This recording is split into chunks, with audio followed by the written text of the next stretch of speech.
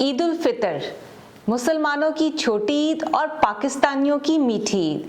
जी हाँ, मैं बात कर रही हूँ हम सबकी फेवरेट ईद की, ईद उल फितर की, जिसके ऊपर हम बहुत ही मज़े ले लेके मीठा खाते हैं और हमारा हाथ नहीं रुकता और हम यही कहते हैं ये तो मीठी ईद है, इस पे तो हमें मीठा खा लिया देना चाहिए। तो बेसिकली आज की इस वीडियो में हम इसी बारे में बात करेंगे कि ईद उल फितर के मौके पे आपको मीठा कितना खाना है, किस हद तक खाना है और कौन सी टाइप ऑफ मीठे से जो है वो आप लुत्फ अंदाज हो सकते हैं। मेरा नाम मारिया नदीम खान है, मैं क्लिनिकल न्यूट्रिशनिस्ट और रजिस्टर्ड डाइटिशियन हूँ। तो बेसिकली आज के इस ईद के पुरसरत मौके पे मैं आप लोगों के लिए कुछ ऐसी रिकमेंडेशंस लेने आई हूँ जो कि आपको मीठी ईद के बारे में बताएंगे कि मीठी ईद पे आपको मीठा जो है वो किस तरह खाना है।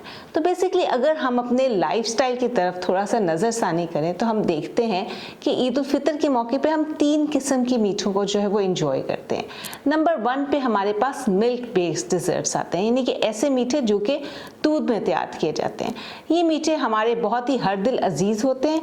इसमें जो है हम ज़्यादातर सवैयाँ बनाते हैं, हम खीर बनाते हैं, हम फिरनी बनाते हैं, कस्टर्ड बनाते हैं और नित नई रेसिपीज़ जो है वो टीरामिसूस की वो है निकल आए हैं जिसमें हम फ्रूट्स के साथ इसका कॉम्बिनेशन बनाते हैं। तो एक तो हमारे पास ये मीठे हो गए। सेकेंड नंबर पे हम सबके फेवरेट मीठे आते हैं, वो है बेक डिज़र्ट्स। जी हाँ, ये ईद जो है वो हमारी केक्स के बगैर जो है वो बिल्कुल भी नामुकम्मल दिखाई दे रही होती है। मेहमान आ रहे हैं या जा रहे हैं और आप कहीं जा रहे हैं तो केक का एक डब्बा हमारे हाथ में ज़रूर होता है। और आजकल जो ट्रेंडिंग में केक्स चल रहे हैं उसमें मूस केक्स जो हैं वो बहुत ही इन है, जिसमें केक कम होता है और उसमें क्रीम और क्रीम चीज़ और फ्रॉस्टिंग जो है वो बहुत ज़्यादा होती है। इसके अलावा तीसरे नंबर पे जो हमारे पास डिज़र्ट्स आ रही हैं वो हम सब की ट्रेडिशनल डिज़र्ट्स हैं जो कि हमें बड़े अरसे से जो है वो ईद के जो है खुशियों को दुबाला करती हैं और इसके बगैर भी हमें लगता है कि ईद की खुशियाँ नामुकम्मल हैं। जी हाँ, मैं बात कर रही हूँ मिठाइयों की, यानी कि फ्राइड डिज़र्ट्स की। ये वो डिज़र्ट्स हैं जिनके हम सब बहुत शौकीन होते हैं और इसमें गुलाब जामुन, रसगुल्ले, रसमलाई, मेसू, पतीसा और न जाने कितनी मिठाइयाँ जो है हमारे डब्बे में सजी हुई हमें नज़र आ रही होती हैं। तो बेसिकली ये भी हाई इन कैलोरीज होती हैं क्योंकि इन सब मिठाइयों को जो है वो शीरे में भिगो के जो है वो डाला जाता है ताकि इसमें अच्छी तरह जो चीनी का शीरा है वो जज्ब हो जाए।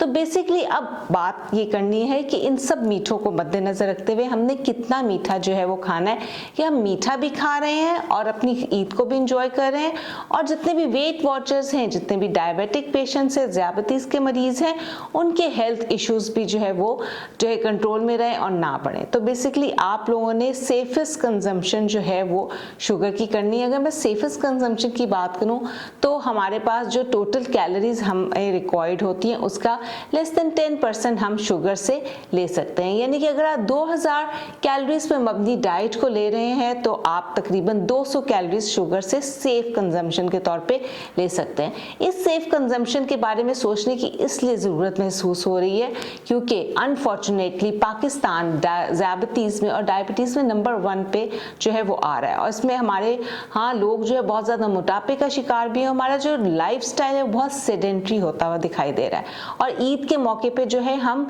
शुगर की ओवर कंजम्पशन कर लेते हैं क्योंकि ये सब मीठों के अलावा हम कोल्ड ड्रिंक्स भी ले रहे होते हैं और कोल्ड ड्रिंक्स में मौजूद जो हिडन शुगर्स हैं वो भी हमें बहुत हद तक ओवर कंजम्पशन की तरफ लेके जा रही होती है।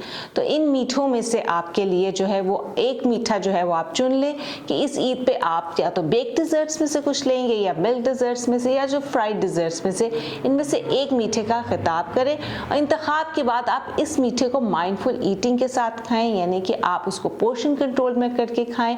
इसके अलावा आप उसको चबा के आराम से सुकून से एक्सेप्टेंस के साथ खाएं, नॉन जजमेंटल होकर और अपने जितने भी डिस्ट्रैक्शंस हैं उनको अवॉइड करके अपने मीठे को एंजॉय करें ताकि थोड़ा सा मीठा खाने से आपको ज़्यादा सेटिस्फेक्शन हो और जब यही थोड़ा सा मीठा खाने से आपको ज़्यादा सेटिस्फेक्शन होगी तो आप पोर्शन कंट्रोल करने में आपको बहुत ही हेल्प होगी। तो होपफुली ये वीडियो जो है वो आपकी समझ में आ रही होगी कि मेरा मैसेज क्या है। मीठा खाने से मैं आपको बिल्कुल मना नहीं कर रही, लेकिन मैं आपको सिर्फ इतना बता रही हूँ कि आपने मीठा कौन सा खाना है और कितनी मिकदार में किस तरह माइंडफुल ईटिंग के साथ खाना है। Thank you so much.